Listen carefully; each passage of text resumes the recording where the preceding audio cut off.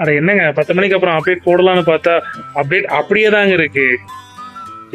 ஏறக்குறைய அப்படியே. ஆனா இந்த மாதிரி ஒரு பரபரப்பான கவுண்டிங் வந்து நான் பார்த்ததே கிடையாது. கிட்டத்தட்ட 2011 எலெக்ஷன்ல இருந்து நான் ஓட்டு போட்டுட்டு இருக்கேன். ஆனா பாத்தீங்கன்னா இவ்வளோ நெக் டு நெக் ரிசல்ட்ஸ்ல வந்து சேஞ்சஸ் இருக்குன்னு எதிர்பார்க்கவே கிடையாது. ஒவ்வொரு தொகுதியிலையும் 1000 வித்தியாசம்.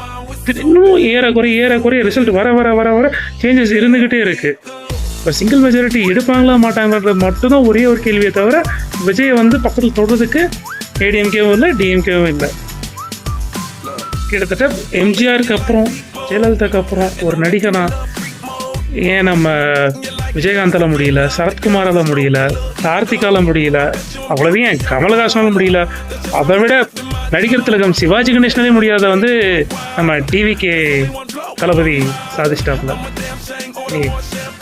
பாருங்க, அடுத்த 5 வருஷத்துக்கு டிவிக்கே தான். இதில் நமக்கு முதல் எதிர்பார்ப்பு ஜனநாயகன் ரிலீஸ். ஜனநாயகனுக்கு அடுத்து என்ன, லோகேஷ் கிட்ட லியோ 2 கேட்போமா? பொறுத்திருந்து பார்க்கலாம். படம்லாம் நெக்ஸ்ட்டு லியோ 2வாக இருக்கட்டும், இல்லை வந்து ஜனநாயகனாக இருக்கட்டும், அதெல்லாம் செகண்டரி தான். இருக்கும் ஆட்சி கைக்கு வரும்போது ஆட்சியை வந்து மென்மேலும் சிறப்பாக நடத்தணும் அப்படின்னு சொல்லிட்டு என்னுடைய மனமார்ந்த வாழ்த்துக்கள்.